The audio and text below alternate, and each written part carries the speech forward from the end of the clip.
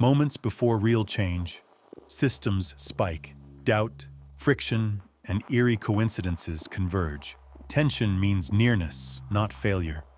Jung pointed to a hidden signal inside this chaos. Decode it, and you stop mistaking pressure for the wrong path and step through the last mile.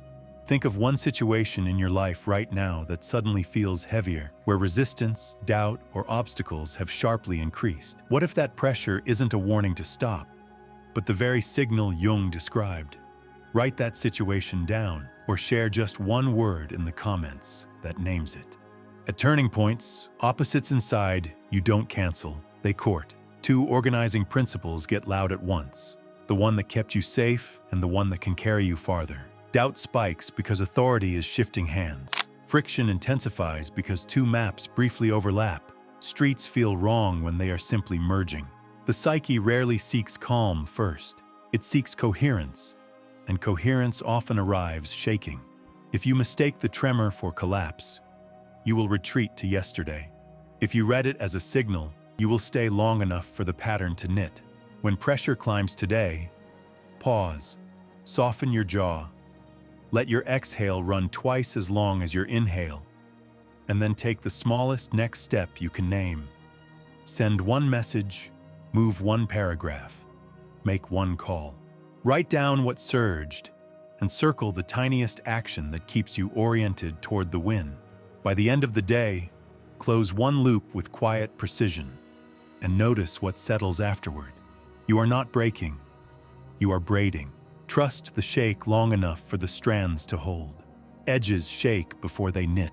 The signal is not comfort. It is oscillation reminding you of nearness. Stay steady. As you near a finish line, your system throws more energy forward, and paradoxically, every step feels heavier. Scientists call this the goal gradient effect. Progress accelerates motivation while the last meters tax your resources. It is why the final pages of a thesis feel impossible, why the last two workouts drag like stone, why exporting a finished edit suddenly terrifies you. The prize becomes real, so your brain raises the entry cost to match its value. Most people misread that cost as a red flag. It is not. It is the toll of closeness. Translate the heaviness as proof you are within striking distance, not proof you chose wrong. To keep momentum, carve the remaining distance into 3 visible micro-finishes. Pick the first you can do in 10 minutes. Write 100 words. Export a draft to a folder labeled Today, or confirm a single date with a collaborator. Complete one today, one tomorrow, and one the day after. Do them without ceremony, then breathe and look at the map again. If doubt surges, say, "Closer means heavier," and return to the next tile on the board. You are not stuck, you are closing.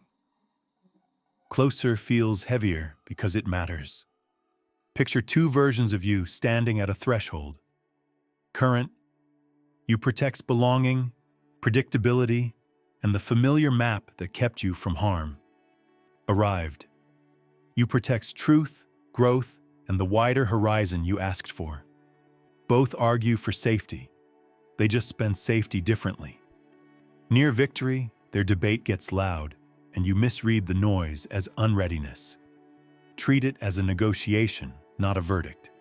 Ask what each self is trying to guard, then choose the protection that serves the season you are entering.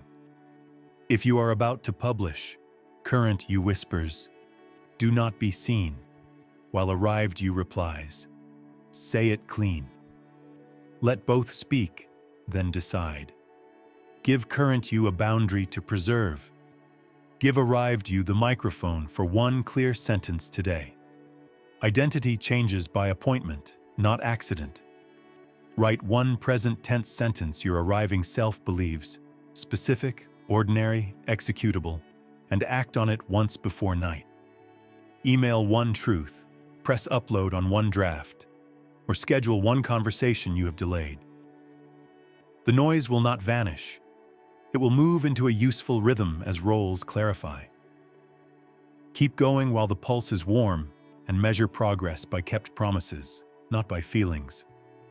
Friction is not failure. Friction means identity is changing. Keep choosing forward. A client edged toward stability. Steadier sleep, fewer panic spikes, firmer boundaries. Then came a rip current. Call the ex, binge scroll, skip therapy. Old gravity arrived with new conviction. We framed it as a proximity test. Can the new pattern hold under stress? Or does the old reflex reclaim the throne? Mapping the urge out loud cut its voltage. Underneath sat a fear, if I change, I will be alone. We did not white-knuckle. We rehearsed one opposite move under gentle pressure and made it once. 2 days later, the boundary held and the sleep did too. Near treasure, old traps glow. The appearance is not a prophecy, it is a pressure test. Treat it as training, and training becomes skill. When the impulse surges, set a 10-minute delay, message one ally, and perform a 2-minute opposite action. Walk outside, write the avoided sentence, delete the tab. If you relapse, reduce the drama. Make the next right move and log the lesson. Then rebuild your plan for the same situation tomorrow, simpler by one step. Competence grows by repeated, recoverable trials. Do not confuse testing with doom. Read the pull as the system checking capacity. The trap shows near treasure. Stay available. When did the work last turn flat? Colorless, mechanical, like pushing a cart with square wheels. Most people treat that gray stretch as proof they chose the wrong path. Often it is something quieter, consolidation. Before a skill becomes effortless, the brain stitches it into reflex, and stitching feels dull. The leap is assembling itself behind the boredom. If you bolt for novelty, you forfeit integration. Keep the metronome and lower the drama. Today, choose your core task and run a deliberate monotony sprint. 10 minutes of the exact movement you'd do on a good day. No hacks, no aesthetic upgrades, only precision. Count visible units. Sentences written, minutes practiced, sets completed. And stop when the timer ends. Stand, breathe, and notice whether the resistance softened. If it did, schedule the same sprint tomorrow. If it didn't, keep the sprint and lighten the load by 10%. Boredom is not a verdict. It is a bridge. Patience is not passivity. It is stamina aimed. You're training your nervous system to hold steadiness without pleading for fireworks. Do the ordinary thing well and let quiet carry it. One honest rep today beats 5 dramatic reinventions tomorrow. The quiet is calibration. Treat it like gold. There's a reason half-done tasks haunt you more than untouched ones. Research on the Zeigarnik effect shows that incomplete goals hold mental real estate. They tug at attention until resolved. The tug often intensifies near the end, which many misread as a problem with the goal itself. It isn't a verdict, it's a reminder. Restlessness is the mind's way of keeping a thread in your fingers. Instead of numbing the itch, follow the thread. Pick a single loop you can close today. Reply with one sentence. Upload the draft without perfection passes. Pay the small bill. Schedule the appointment. Close it, then document the closure in 2 words. Loop closed. Pick a second loop for tomorrow, and protect those micro-closures like meetings with your future self. Momentum is mathematics disguised as hope.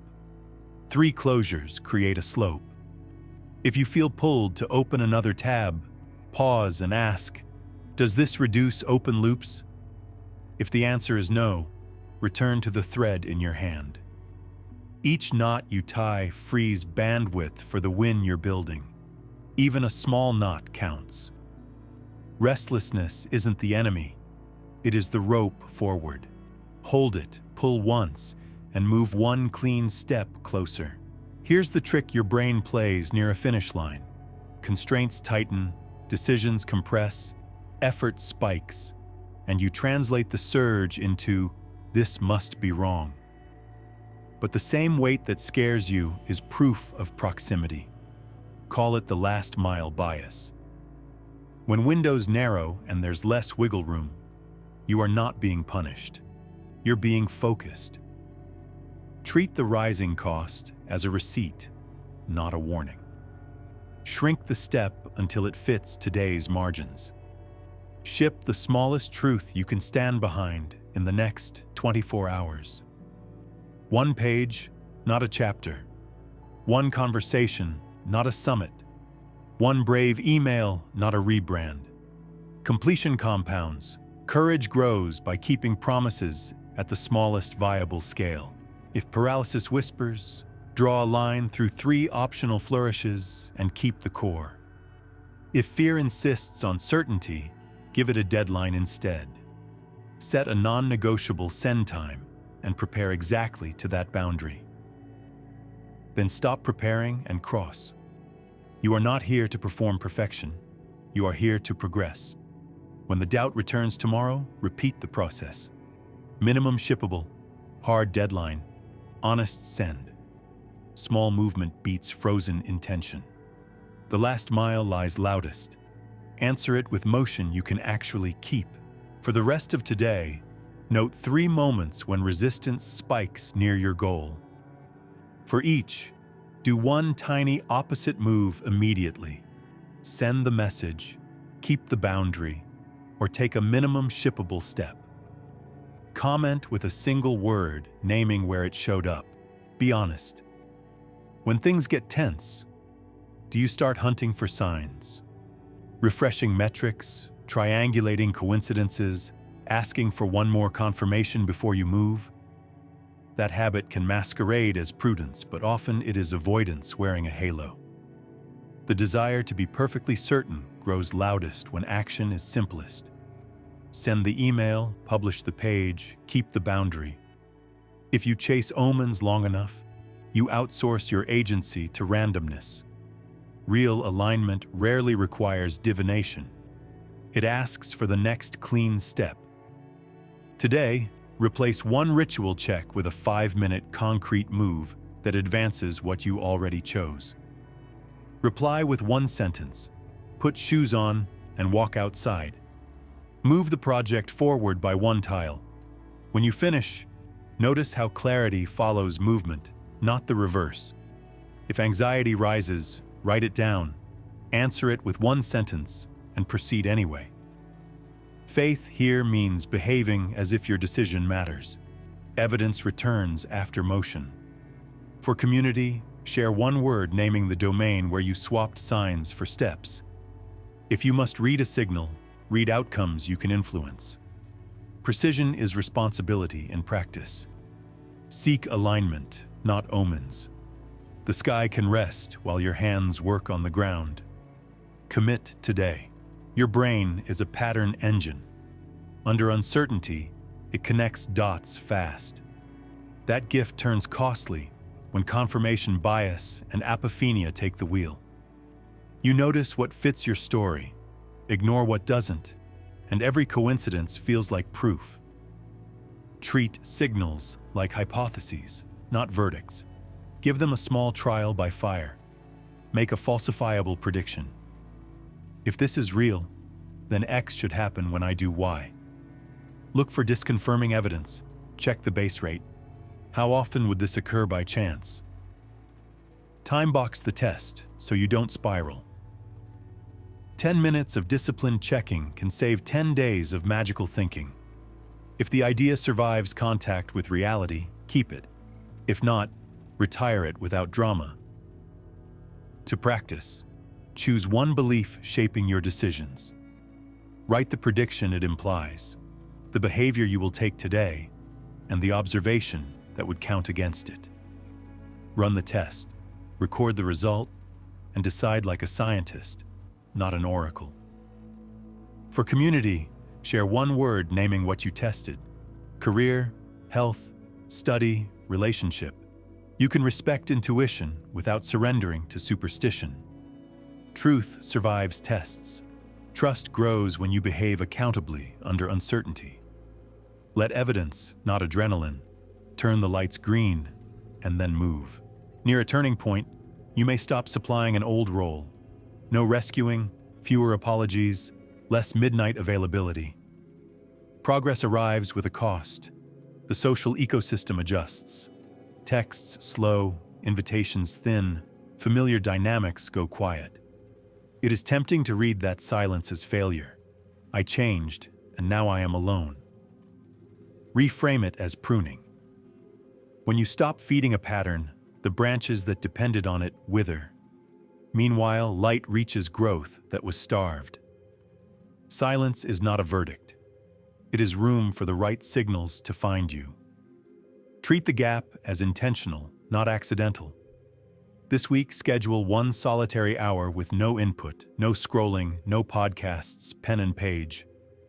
List 3 ties to water: relationships, practices, places that nourish you, and 3 ties to release, commitments that drain you.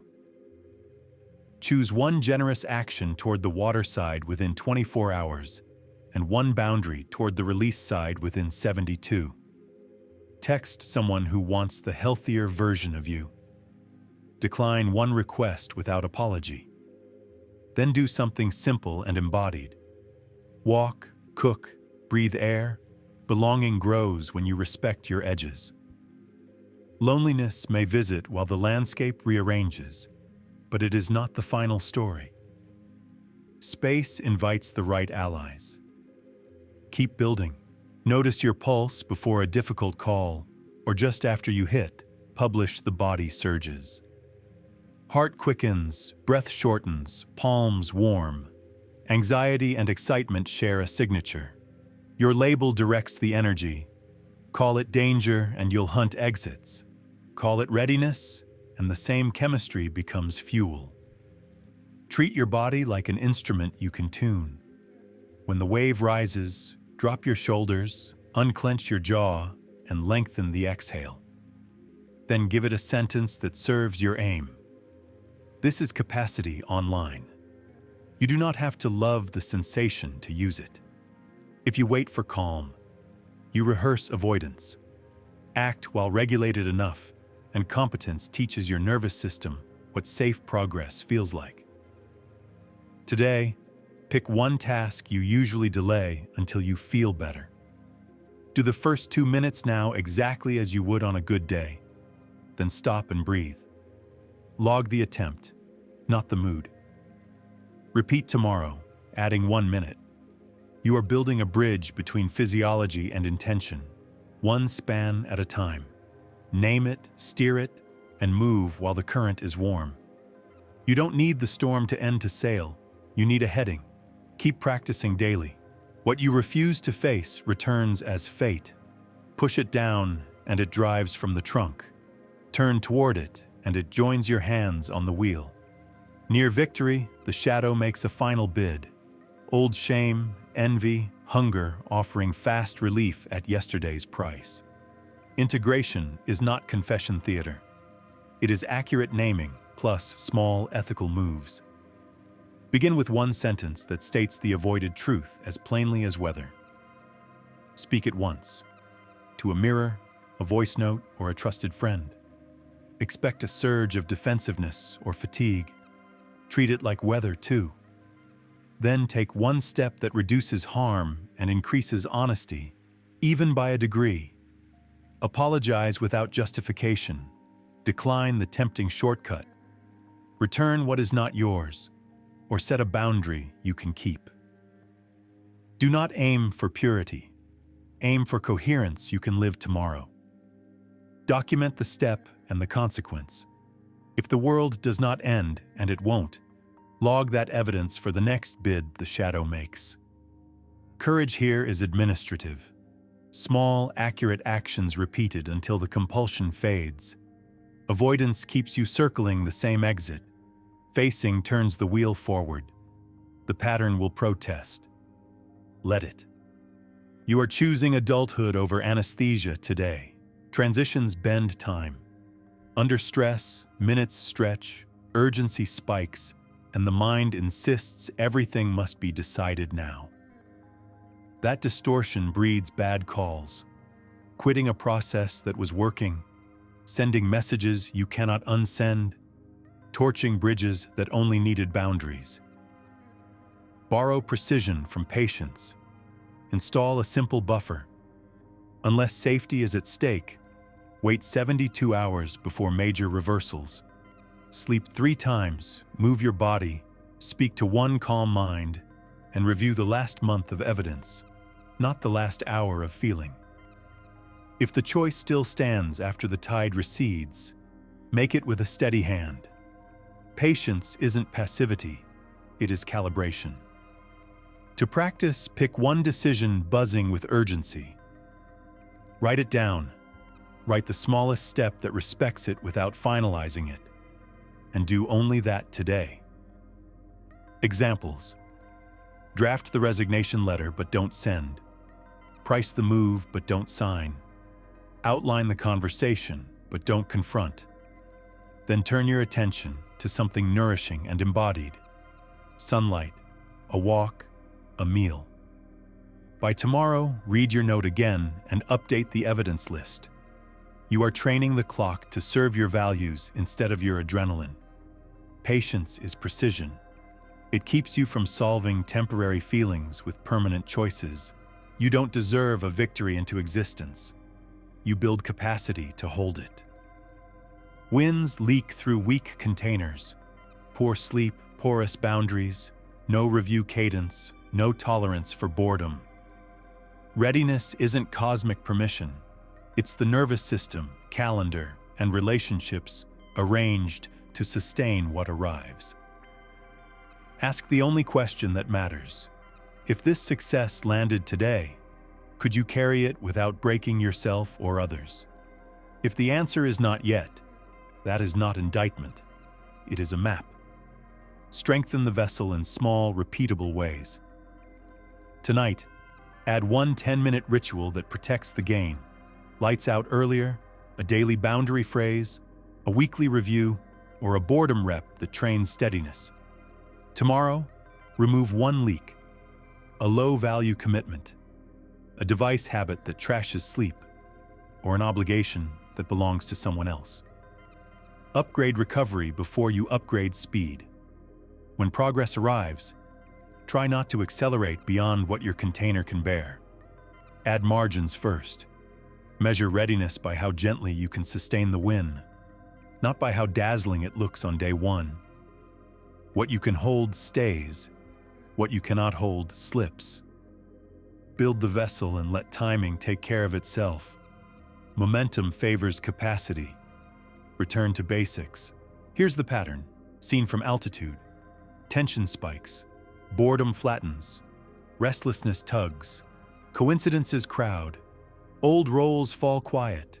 Your body hums, time warps, and the mind begs for certainty. Viewed separately, each feels like trouble. Viewed together, they spell proximity. You are not being warned away. You are being asked to walk through with steadier feet. Read pressure as proof of nearness. Translate every surge into one small, honest move you can repeat tomorrow. Close a loop. Ship a minimum version. Name the 2 selves and let the arriving one carry the line for one sentence today. Protect your container so the win has a place to land. When panic argues for big reversals, borrow patience, wait 3 sleeps, and decide with the last month of evidence, not the last hour of adrenaline. Then return to rhythm. This is how arrivals hold. A braid of courage, boundaries, recovery, and boring excellence. The final resistance isn't the red light. It's the green one you've been trained to fear. Step through. On the end screen, choose the next chapter. How to keep a victory from waking the old sabotage. Jung's post-breakthrough map for sustaining momentum without burning your life to prove you've changed.